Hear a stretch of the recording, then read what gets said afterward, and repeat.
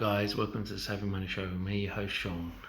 Today we have a lot to get through, so I'll get right to it. And don't forget to hit that lovely like button, almost as lovely as me. Helps with the YouTube algorithm and getting the video out to more people. And don't forget to hit that subscribe button if you haven't already. Become part of the Saving Money Show family. We give each other hints and tips and updates about stocks and shares we talk about on the show. As well as that, you can ask me to look into any share you want, and I don't charge a Discord fee or ask for a Patreon. All I do ask is for you to comment in the box below and hit the like button.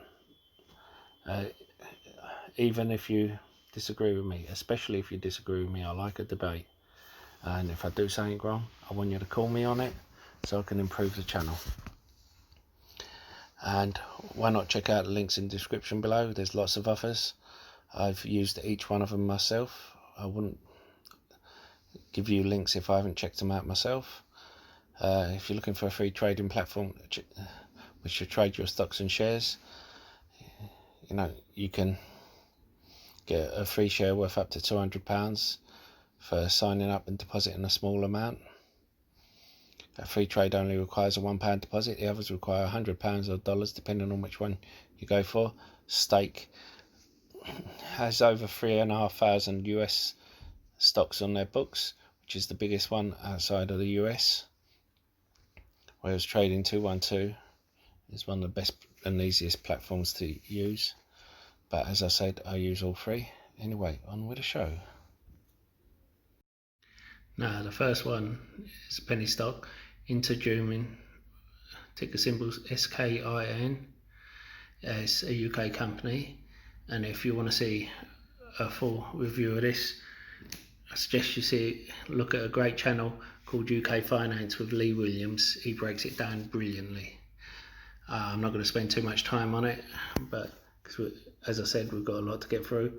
However, I will say they have 4 points to their business. The main bit is the lab skin, where they are the only company that grows lab grown full thickness human skin with AI assisted testing platform. Now, where do I think that is good? Well, because basically could put an end to animal testing, and it'd be good PR for the companies that currently do animal testing, and also wound closures, testing new products on that, or burn creams, things like that.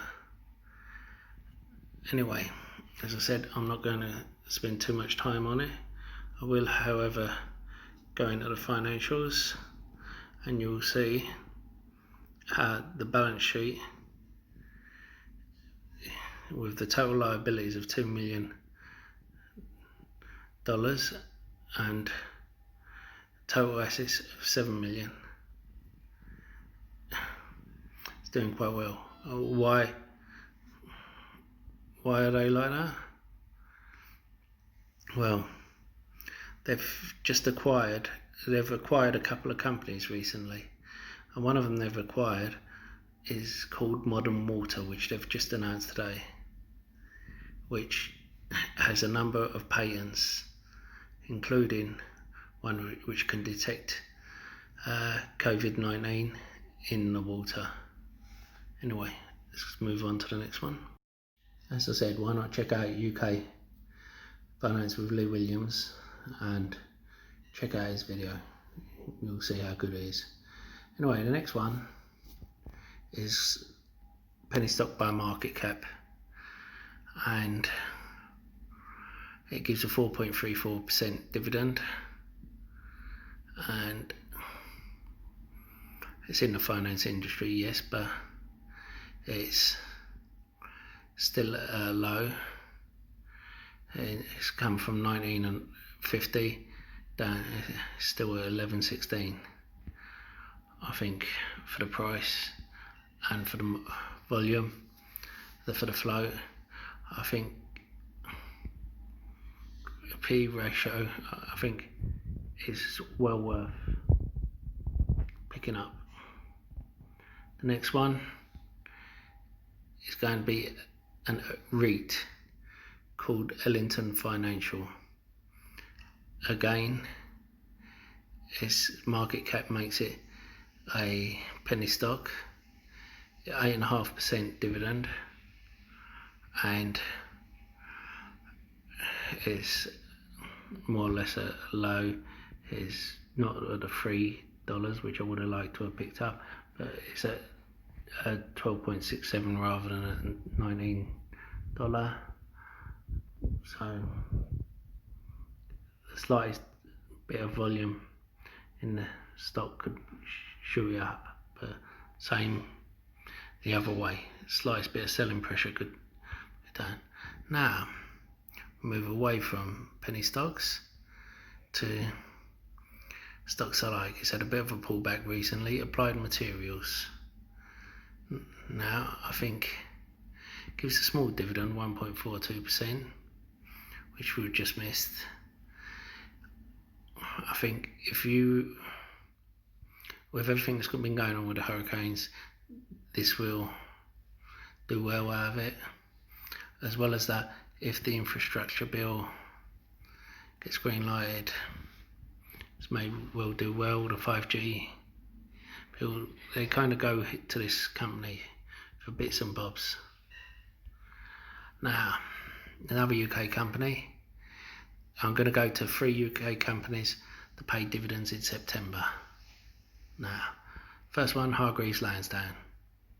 I've resisted buying them because I use them as a broker. I'm not their biggest fan, but I still use them. So 2.26%. I like the way they don't charge for their platform, but they still charge fees, trading fees. 2.26% dividend. The float isn't too big for a company of their size. If you look at some of the factors, you see the amount of profit, and you'll see how well they've been doing. You can see on Yahoo Finance with their financials, they have near enough no debt. You know, I mean, by that I'm saying their total liabilities is 718 million. Their total current assets is 1.2 billion. You know, that's nothing to a company this size. They had their issues before, and with one of their brokers, and they seem to have sorted things out. Cash at the end of the period is 236 million. Now,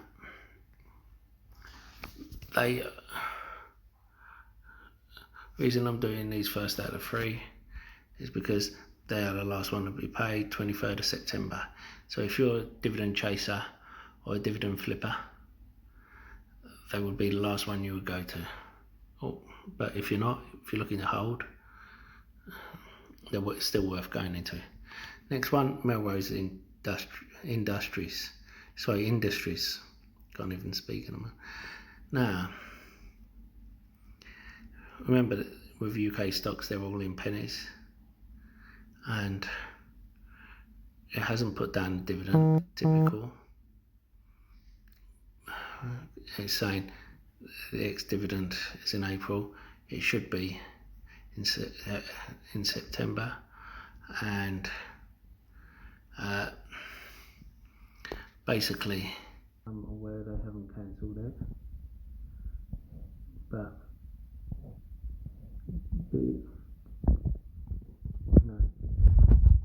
I'm just some idiot on the internet. They may well have.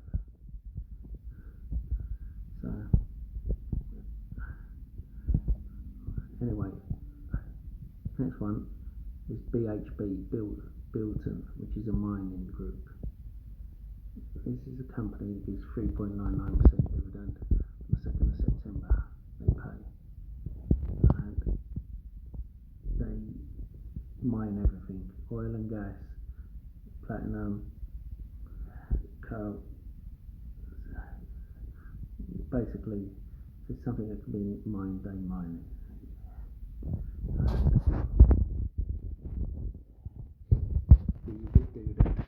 Yes, it's back to the pre-COVID highs, but you look at that chart, it was rising high. Yeah, the only thing that's stopped it has been the COVID, and the only thing that does stop it is a crash.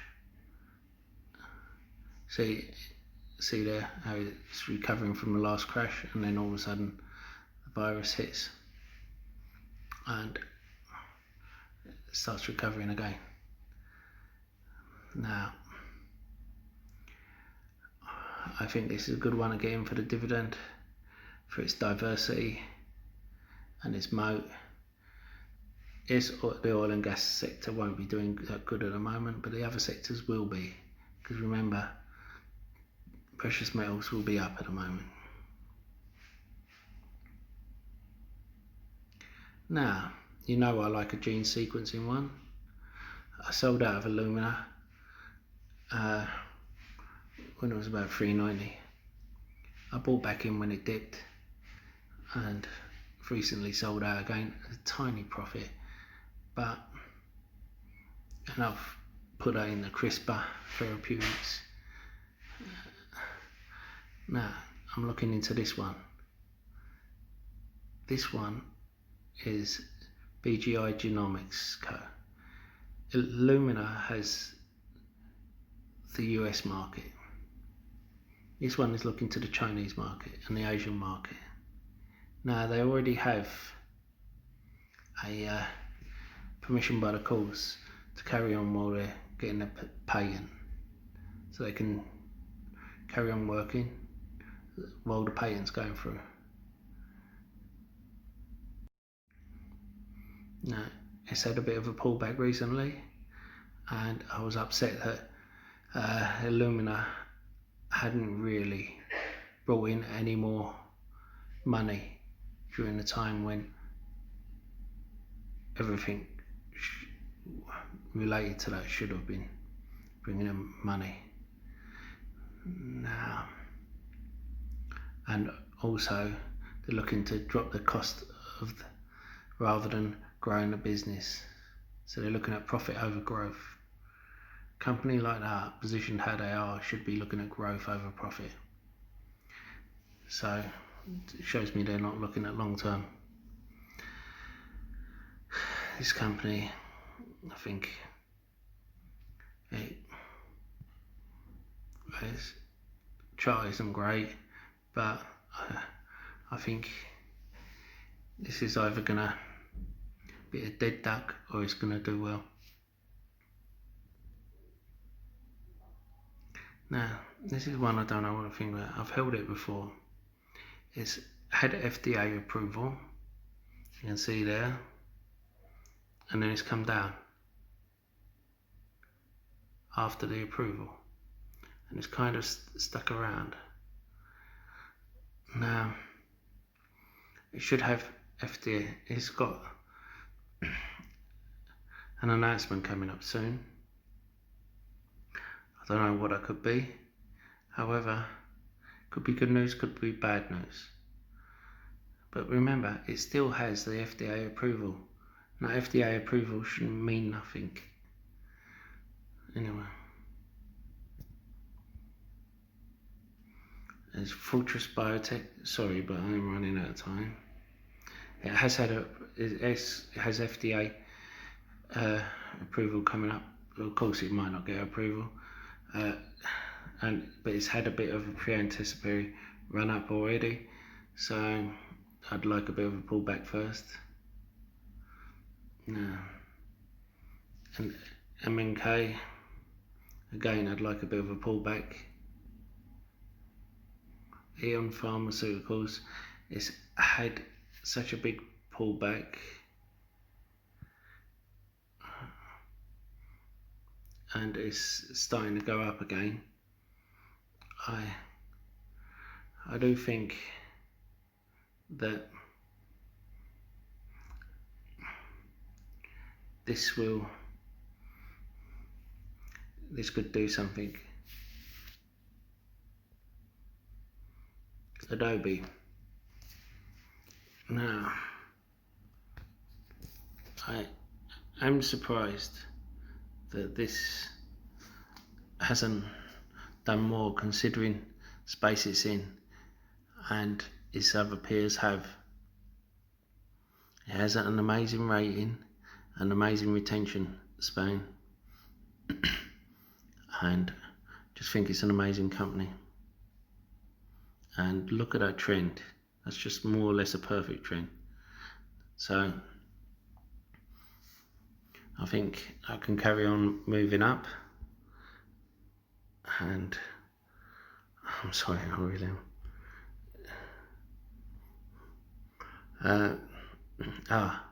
So I want to talk about BT.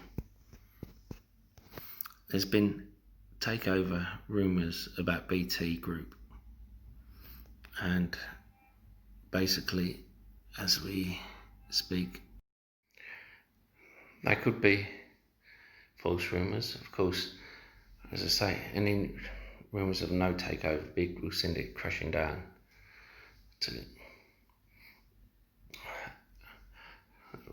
under £1, which it hasn't been for a while, to 80p. Any signs of 5G issues will send it even worse to half the price it is. But if the issues are true, and it is at a prime price. Next one is Omnicom Group. Take a simple IMC, and this is a company that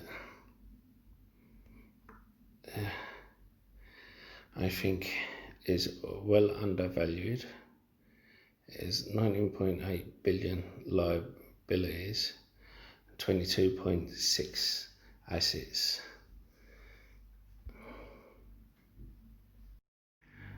And that's all for today. Remember, stay safe, stay savvy, stay investing, and don't forget to hit the like button and comment in the box below. It really does help with the YouTube algorithm. So good night.